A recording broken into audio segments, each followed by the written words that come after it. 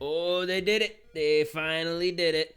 Only took 30 years, a few hundred minions, and a funny Jack Black song, but Nintendo has finally pulled off the Mario movie they can show off to their friends and family. And while it's true a lot of this film's success can be attributed to its brand and IP, you gotta give credit where it's due. This movie's really fucking good. Do not get me wrong, there are bad things about this film. I'll get into those later, but strictly speaking, this movie is a good time. Illumination does well with vivid and bright settings and characters, and when basing a project on something else, like the Dr. Seuss properties for example, they can do very well at applying their brand of humor to it. Which, yes, can mostly be summed up as fart jokes and violence. They did something really cool with this movie. The best way I can describe it is as a touching tribute to Mario. If you've played a Mario game for 5 seconds, you're probably gonna like this movie. The casting choice is pretty good. I was skeptical when it was announced, but I've come around.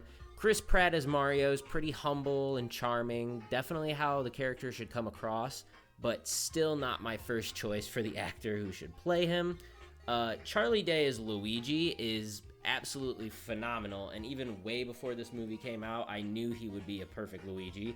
His spastic energy coupled with the twitchiness in his voice makes the timid plumber we love shine through. I patiently await my Luigi's Mansion movie. Anna Taylor-Joy as Peach was a solid pick. Keegan-Michael Key's voice for Toad took some time to adjust to, but I think that's solely because all I'm used to is incessant screaming. Jack Black obviously crushed his performance as Bowser. When it was first announced, I was a little skeptical because it just weirded me out. But when the first trailer dropped and I heard his voice, I was immediately sold. Another perfect casting choice was Seth Rogen as Donkey Kong. Whoever did that's a fucking genius, because Seth Rogen's whole fucking aura, his voice, his body, his whole being is just big hairy man. So absolutely perfect.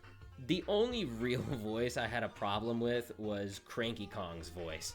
Fred Armisen did not put any effort into his vocal performance at all, and it felt like he's just reading his lines in a slightly aged and kinda nasally voice. As for the story, simple, charming.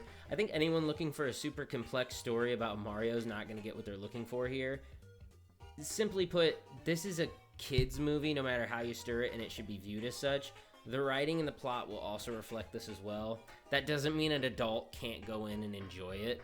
The references to older games and cameos from smaller characters like Spike the Foreman and King Bob-omb are cool touches to the world that helps build it into something interesting.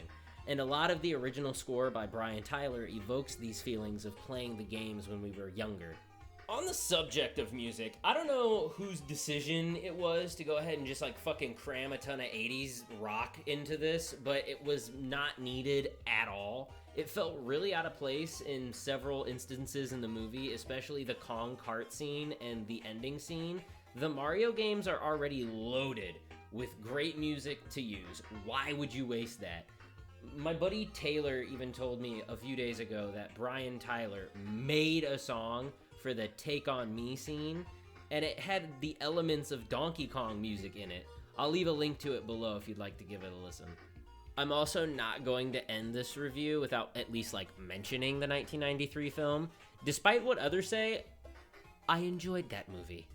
It gave a fresh take on Mario, and it showed an interesting side to how it could be portrayed, despite the hell that was gone through to make it. I will say that I will not compare these two films. At the core, yes, they are both Mario movies, but they are obviously each trying to do something totally different than the other. One is clearly an attempt at a darker and more realistic Mario. The other is a family-friendly movie for everyone. There's nothing there to compare between the two that wouldn't be a factor of them having different end goals. It's still a solid Mario movie that I would recommend checking out at least once. It may not be the best take ever, but I remember thinking it was really cool the way they incorporated the Mushroom Kingdom into being in the real world. Also, yeah, the history behind how it was made's a little fucked up. Bob Hoskins and John Leguizamo getting shit-faced every day to make it bearable, and Bob Hoskins not even knowing that it was based on a video game. But I digress. It's a good movie. You should check it out. It's a good movie. What are you doing? Go check it out. Go check it out. All in all, the Super Mario Bros. Movie is one of the coolest films I've had the pleasure of seeing in 2023 so far. I saw it with Mia mama. and she doesn't really like video games all that much, but she had an awesome time during this. I definitely say it's worth a watch, especially since a sequel is almost a guarantee at this point. Illumination has built another cash cow for Nintendo to essentially fucking milk dry, and I fully predict that they will be doing that soon.